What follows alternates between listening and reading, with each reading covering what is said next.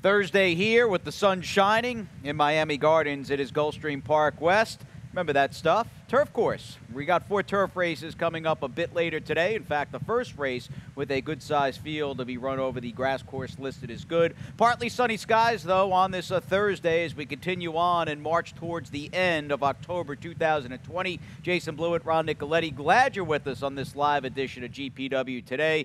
Breeders' Cup pre-entries were announced yesterday, Ronnie. We've got 9 races on the card and a nice little guarantee as well in that jackpot rainbow. Yeah, and we are back on the turf, as you mentioned at the top, which is makes my day. Definitely want to see how the with these turf races play out this afternoon. As you mentioned, a nice guarantee a little later on this afternoon. Definitely, and we've got the Stronach 5 as we inch closer to another weekend here. Now, Saturday, of course, is the final day of October, and it lands as being Halloween Day. But tomorrow afternoon on that October 30th program, we'll have the 12% takeout in the Stronach 5. Now, Santa Anita Park wrapped up a very successful and safe autumn season, so they are out of the mix for the time being, but we've got 3 races from Laurel Park, Ronnie, and we're holding down the fort with that second leg right here at Gulfstream Park West. Yeah, final race of the day on Friday, as you mentioned, about 3:41 thereabouts. So always a good payout in this thing, 12% takeout. And some big news concerning the Saturday card. That'll be Halloween Day here at Gulfstream Park West. We run 9, some gigantic fields all day long. I mean, Ronnie and I both are on deadline for the program, so we've already done the card, and our respective analysis have been sent to the printer. But there are some gigantic fields, and we'll have a little mandatory action, my friend, in the Rainbow Six. Yeah, we'll see how that comes about on Saturday. 9-race card, and like as you said, very big field, so you're going to have your handicapping hats on tight. Without a doubt. Now, we build towards that today. You got 150 large waiting for you, guaranteed in this 20-cent jackpot Rainbow Six. Again, a very low-risk but high-reward wager. Had a winner just a couple of weeks ago, a week and a half ago, that hit the thing for 250 G's. Good luck this afternoon. Ronnie will have a ticket beginning in the 4th, which, by the way, is the first of 2 very nice-looking maiden races for the 2-year-olds on the main track this afternoon. But we do begin on the turf, and that is the battleground for the opening leg of this Thursday early pick 5. I really seriously contemplated singling the number 9 Beach Chick, who I got to tell you, when I first looked at the race, my first run through, my MO was to try to come up with something to beat this filly, who just hasn't run all that well of late. But the dip down to 25, I mean, she's coming out of fields that are eons tougher, presumably, than the cash she's about to line up against. But in the end, I also included the Carlos David train, number 3, Okolani, who was a little pace compromised last time out at Gulfstream. Don't know if she can run per se, but I didn't want to single the 9 Beach Chick, even though I expect her to be tough. I've got 2 in the second race. It's really about the Mike Yates horse and how much do you trust the 0 for 7. Congrats again. Is he just a little bit better than that field? Third race is on the turf. I'm more towards the inside, preferring Captain D, and I think the 2 Freedom Matters will run well, and he's a pretty big price on the morning line. I like Safi's horse, the 2 Kiger for Peachtree, the most in the 4th. I also included the Pinchin Runner in Triple Jeopardy, and a 3-horse spread closing this out. And this is you know, a scenario, Ronnie, or at least situation in the 5th. We have the first Wesley Ward trained runner, it feels like, in quite some time. Or put it this way, a barn that just hasn't been all that active on this circuit, say, over the last couple of months. But I would imagine with the 9 Yellen in town this afternoon, coming in from Keeneland, in fact, and Chicago prior, this'll start the floodgates, so to speak, with Wesley Ward, who's going to be way more of a regularly found and familiar face and name as we move closer to the winter meet. Yeah, that's for sure. Wesley, always a big presence here at the championship meet, which is, believe it or not, just about a month away. Yeah, it's crazy how time flies. Again, October coming to a close. Saturday's Halloween, mandatory payout in the Rainbow Six, and I'm assuming you took the 9 Beach Chick as well here in the first, right? Yeah, drop it to the 25 level after knocking heads with impressive winner Social Inclusion in her debut. No, and Spanish Love Affair. Spanish Love Affair. No, in the first Oh, start. in her first start. Yeah, no, she was good. Yeah, dude. And then she had 2 times against Spanish Love Affair, which, you know, just been a really nice horse, a stakes winner, won the Sharp Susan. So dropping down. I did the same thing, Jason. I'm saying, I don't know about this horse. Let me look about it. I didn't think she'd be 4 to 5 on the board right now. I used Okalani too, but I just thought Beach Chick so flattered by those 3 races. Yeah, I mean, Spanish Love, I don't know what happened to Social Inclusion. She fell off the face of the earth. But Spanish Love Affair is, I mean, she's the real horse that Beach Chick is run against to this point. You know, she hasn't factored, but the difference between those races and today's race, it's almost night and day. So she's supposed to be tough here in for the quarter. We both think out of the prices, and you're going to get some prices on the board, the 3 Okalani was the most interesting. You got a very high percentage barn, and like I said, a filly that just didn't get much pace during a very speed-friendly time across town at Gulfstream Park. We'll hit the main for the second race, and we move on to the presence of Congrats Again, who I don't love this horse. I think the argument's there.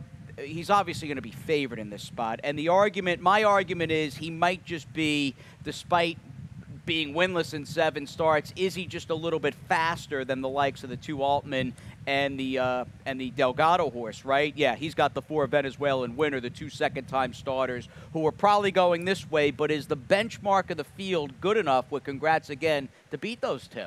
Well, Congrats Again is dropping to the $25,000 level again after hitting the board in 2 of 3 outings against those special weight runners. Includes that distant 5th-place finish going that 1-turn mile across town, which had me a little bit shaky about this call. Mike Yates, Sammy Camacho going to handle 2-turn mile here. Altman, the first journey around 2 turns, he chased the pace and faded to finish a distant 3rd in his debut for Kathleen. And Venezuelan winner is debuting locally at 8 furlongs after pressing the pace and finishing 2nd in his 6 furlong debut across town. Want to show you a stat on Alexis Delgado. Just his 2-year-olds running over the past year. Maiden claimers on the dirt. He's 6 for 14, 43%, 71% in the money. 367 is the return of investment. So he's done very well with his 2-year-old runners. He absolutely has, and that colt has got some speed along with the KO's horse, the 2 Altman. I mean, that really is the race that's still down. You're probably looking at 2 horses that are going to step forward in the deuce and the 4.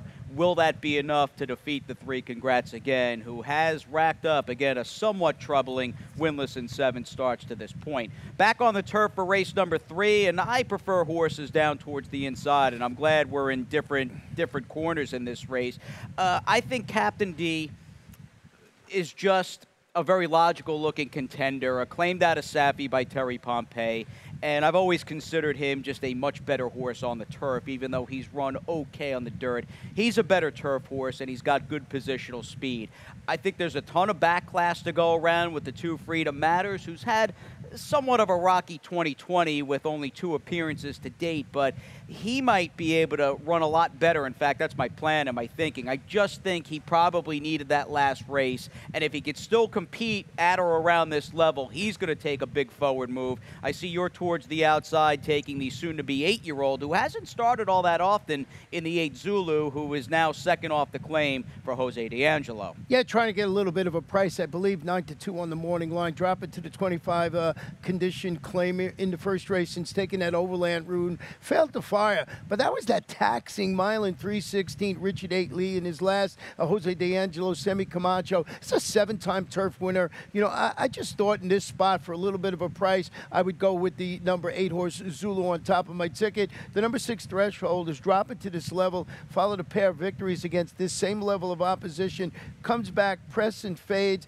That was back in July. Coming back from Mark Cassie, Victor LeBron. Lightly raced 3-year-old I thought can move forward this afternoon. Yeah, I mean, you mentioned he's dropping. I'm curious how you feel because he's coming out of those 3-year-old restricted races. I mean, how do you view this race as a whole? I thought it was actually a tougher spot from inside to out. I guess you clearly like those races he's coming out of. Yeah, you know, in the last time, you know, he had that trouble when they put him on the bench in July. He was behind Captain D in that particular race. That turned out to be a pretty good race. So just coming off the layoff, I thought lightly raced, he could take that jump forward, looking for a little bit of a price again with the number 6 Threshold. Yeah, it should be a nice exacta if you can hit that without a doubt. I mean, Threshold should be a pretty good price there. The 9 Clint Maroon is in town. He's a private buy for Louis Russell. I mean, this is a barn that is batted at a lofty percentage because they're just real where they spot their horses. And much like Freedom Matters, I think Clint Maroon is going to find this field for a quarter to his liking in a pretty interesting third race. As we take a little breather, we'll chase the Rainbow with the 150K and the guarantee after this time out. And they're off. Second in the two path. Ground on first inside. Race.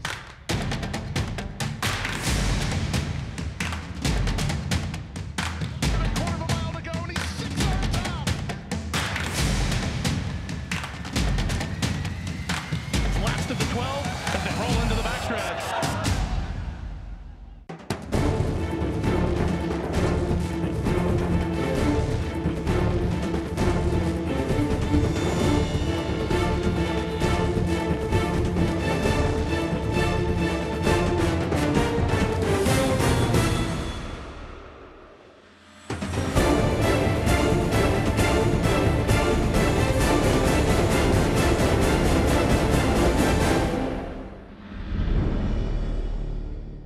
And registration for the Breeders' Cup Betting Challenge is open over at expressbet.com. You can jump in and play from anywhere in the world, seemingly. And with 8 and 9 days out, respectively, from Breeders' Cup 2020, we had both championship days. Pre-entries were announced yesterday. Really looking forward to the Breeders' Cup, no doubt about it, at Keeneland in just a week and a half's time. And this classic, Ronnie, I mean, they're talking about this classic it being one of the deepest Breeders' Cup Classic fields in recent memory, and it's very strong, isn't it? Yeah, you got a couple of really nice horses in there. The pre-entries, especially if Vekoma goes into that's first preference for Vekoma, who's been so good. Does he handle the likes of the other horses in the field? I just think it's. I didn't realize the classic is his first preference. First preference, yeah. Wow, going a mile and a quarter. I did the dirt mile, and he wanted to go there, and it sort of makes things really interesting in that race. Yeah, it's hard to argue with the campaign he's put up this year. Limited starts, mind you, for George Weaver, but coming away with the Carter and the Metropolitan Double, I mean, that is a rarefied type air situation. So, that's it. I didn't realize Vekoma, his first preference is the classic. Oh, that does make things interesting. Yeah. I was going to pick him out for the mile, and then he just saw he was going to first preference. I said, okay, that's how it'll be. So that's pretty good. We'll see how that race shapes up, and like you said, a week and a half. Yep, absolutely. And 9 days out from our first foray into stakes competition here this season at GPW, we'll have the 2 stakes for the 3-year-old turf horses, one for the fillies, one for the males on that Saturday, November 7 program, and a mandatory Rainbow Six cash out this coming Saturday, October 31st, and with $150,000 guaranteed in the pool. I'm curious to see what your ticket looks like because there's quality in this sequence between the 2 maiden specials for the 2-year-olds, and that 7th race is excellent. I know your best bet over the channels in there. Yeah, well, I'll show you my ticket right now, and I did go 3 deep in here. The number 3 Carpenter's Call is 9-5 on the morning line, and Kiger is 2-1. I thought Triple Journey may be stretching out, being a son of Kozan, can handle the distance after closing well. So I used all 3 in there. In this 5th race, I went with the number 9 Yellen. That's the Wesley Ward horse you were talking about. But I think Tony's Rose for Ken Sweezy, who's been going good, going to add that one. 3 deep in race number 6. I like the fact that the number 5 Big Thorn is going to make the second start for David Fawkes. Little Demon and Tapsational on the ticket. Over channel, my best bet today, but I also used second mate coming off the bench for Mike Maker, who's got a ton of back class. And in race number 8, that was this one. If I could have gone 4 or 5 deep, I would have. I went with French Quarter, Karen's Cove, and Jamaican, but that's a tough race today. Yeah, race is nuts. And in the last race, the horse that got in off the also eligible list, dropping down for Kelsey Danner, that's Caramojo, and I used a wiki, did it in that particular race. So we'll see how it plays out. As you mentioned, $150,000 guaranteed. And 4 turf races from start to finish on the card, and you would imagine the ground may have a little bit of give to it. We have not started on the turf because of the rain on this circuit over the last week and a half or so.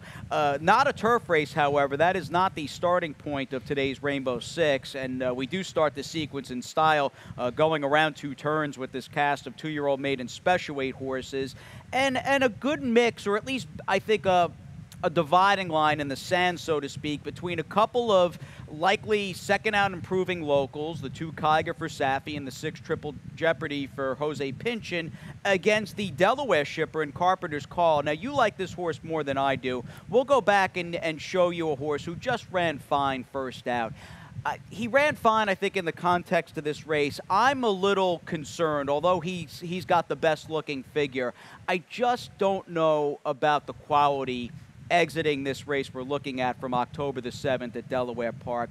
I was a little troubled by the fact that the winner of this race, Shackled Love, who wired the field for Gary Capuano, he's been the only horse to return out of this race, and he ran just a few days ago at Laurel Park, didn't get bet, and was a very well-beaten 6th in an allowance race. Now, this is an allowance race today, and you've got a situation where Paco's riding a horse with speed.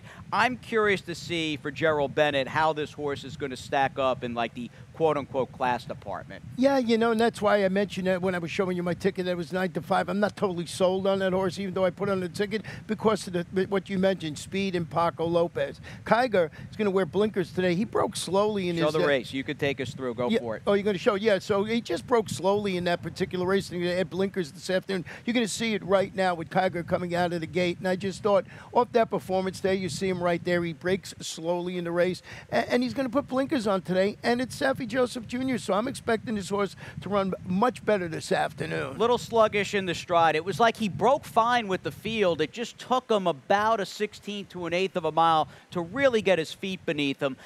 I opted to include this part home. He doesn't do much running in a field you can see scattered by a wide margin here. Al Habe, who's down inside with the yellow cap, got loose on the lead. You can also see he was a big 4-5 favorite.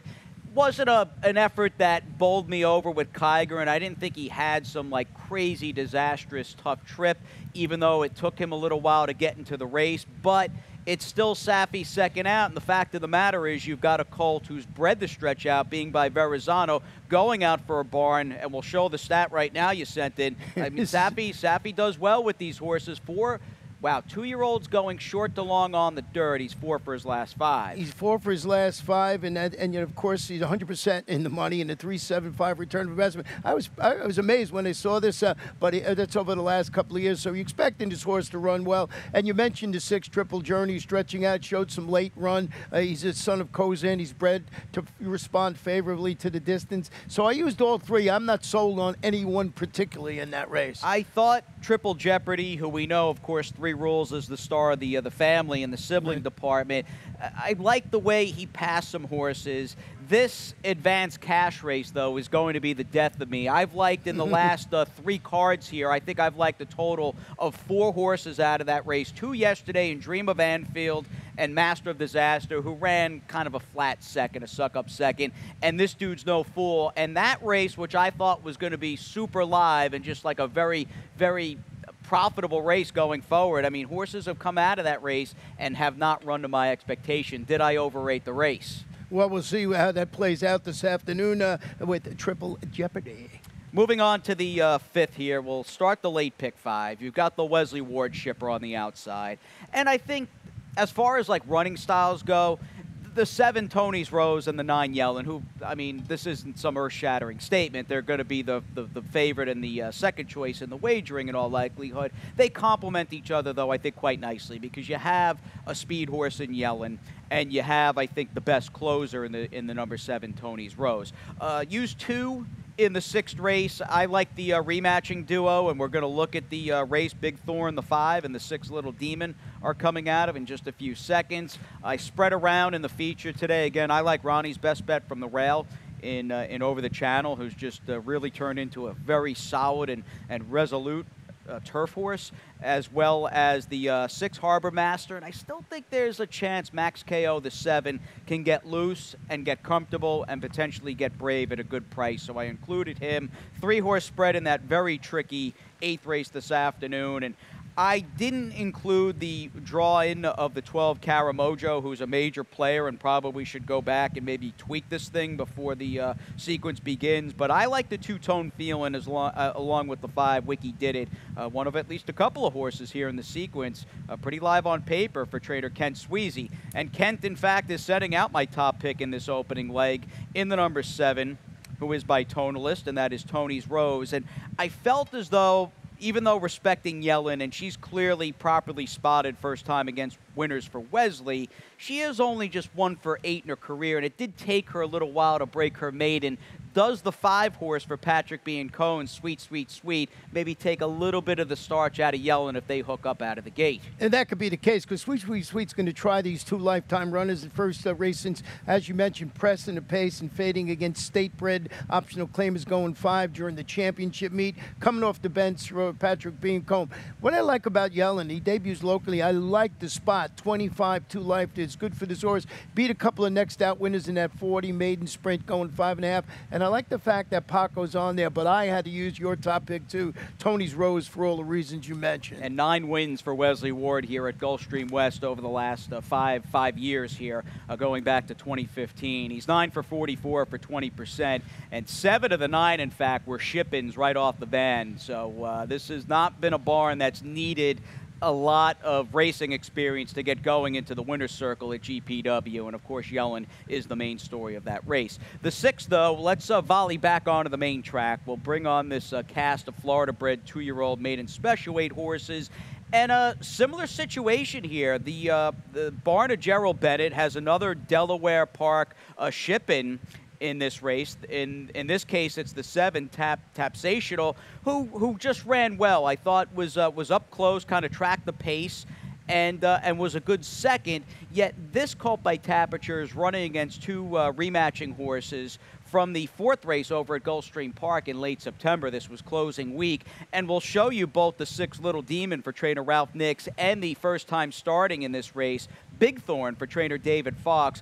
They both ran pretty well, yet I'd say the one clear as day difference to this point, Ronnie, is the fact that Little Demon, for him, this was his 3rd lifetime start, where Big Thorn was going out for a barn that, in general, doesn't really crank up their 2-year-old first-time starters, and still was able to defeat the number 6 horse Little Demon, who was the 2 on this day. I'm giving the edge. I don't know how you feel about it, but I like Big Thorn to come back and keep the margin here in his rematch against Little Demon. Absolutely, and the reason I like it, as I mentioned when I was talking about my ticket, is just because David Fox does an exceptional job with his 2-year-olds. We'll show you a stat. The 2-year-old's making his 2nd start in sprints on the dirt. He's 11 for 46, 24%. Big sampling, 52% in the money, and he's still got that positive return of investment. Always like that angle. You know, him making the second, David Fox trainer making his horses making the 2nd start. Little Demon had to be on there. I didn't know what to do with the 7, but as you mentioned, debuts locally for Gerald Bennett. You're getting Sammy Camacho, named on the son of Tapiture. So put that one on the ticket, but I only used the 5 and 6 on my Rainbow 6 ticket. Yep, the locals for you. We'll see how the Delaware runner does, and we'll move on to our 7th race, and in fact get right back into the camp of trainer David Fox, who's got at least 2, if not 3, if you include Effie Meister in the opening leg of the late pick 5, has got a number of again, live-looking and well-spotted horses. The classiest of the trio, though, is obviously the Inside Posted over the channel. We'll watch a great ride. This was just an awesome ride, I thought, from Miguel Vasquez last time out. You're just seeing throughout 2020 and even going back to late 2019 with this gelding by Overanalyze, you're just seeing a horse who's evolved and seems to still be on the improve, and he almost lowers his body. You see him pin his ears here and lower his body to the turf course, and he will not be denied against a slightly inferior field compared to what he's about to line up against today. But a good effort at him over the channel, and I know you put a lot of stock into horses that have already kind of walked the walk here in Miami Gardens, and this is a horse that's had success on this turf course. Yeah, perfect 2 for 2 on the Gulfstream Park West turf course. Returned from the layup. He ended his campaign. Those were back-to-back turf victories. Now, he's going to, as you mentioned, he might be tested a little bit for class today, you know, stepping up to 62,500, but 62,500, but I just think he's the one to fear, and I'd be really impressed. And when I saw 2 for 2 over this turf course, that's what sold me to make him my best bet. You've got the Maker horse highly rated, a little further up than I do, but I respect the 2-second mate. Will he need a race off the layoff? Well, he's a multiple stakes place, 6-time turf winner, making his first start since finishing 5th where in the $150,000 Sunshine Millions turf across town at Gulfstream, but he hasn't run since January, but he's working well for the return. He's a 7-year-old, and I think he's going to run well just off the workout pattern I'm looking at. My price horse is the 7, Max KO, who's best when he's allowed to set things like a controlled pace. When he's laying the fractions down and he's forcing everybody else to kind of take up behind him and adjust behind him, that's when he's at his best. The 8 Dreamliner worries me a little bit from a pace perspective, but I think Max KO is the better turf horse. And he's really, and I get spots with a 5-time winner like him are probably somewhat limited because you don't want to give him away running for like, a $30,000 claiming tag because he's worth a lot more than that. But 1.5 miles, mile and 3/16, and then turning back to 5. This is where he belongs, and again, he's going to be a price, and he's going to have to run one of his better races in quite some time. But if he gets loose, I think he's a horse that could run pretty well this afternoon in a very nice 7th race Thursday feature. Main track finale is up next here. We're on the dirt going 6 with this group of 6250 3-and-up claimers, and win, lose, or draw.